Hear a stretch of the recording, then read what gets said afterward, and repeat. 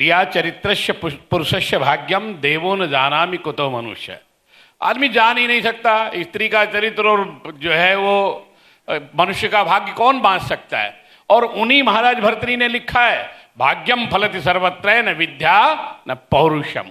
अगर आपकी किस्मत में लिखा हुआ है तो आप तक चल करके आएगा, ये निश्चित व्यवस्था है।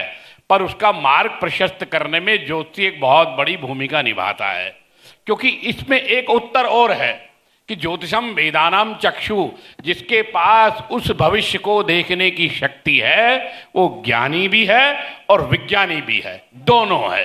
जिसके पास ज्ञान होगा वही जब तक आप उसके सूत्रों को नहीं समझेंगे तब तक आपके ज्ञान को आप इस निष्कर्ष तक पहुंच ही नहीं सकते कि इसमें क्या रहस्य छुपा हुआ है।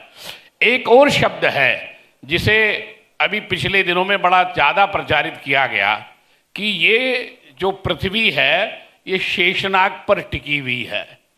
तो शेषनाग के टिके हुए पर अगर हम चर्चा करें तो ये गुरुत्वाकर्षण शक्ति का ही आधार है।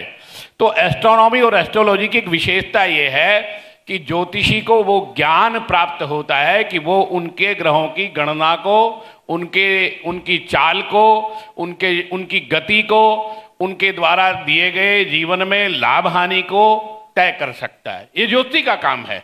लेकिन ध्यान ये देना पड़ेगा कि उसकी शिक्षा दीक्षा ज्ञान कहाँ से प्राप्त हुआ है, वो कहाँ से पढ़ करके आया है, उसका आधार फेसबुक है, सोशल मीडिया है कि उसका आधार कोई प्रमाणित विश्वविद्यालय है, ये देखने का विषय है।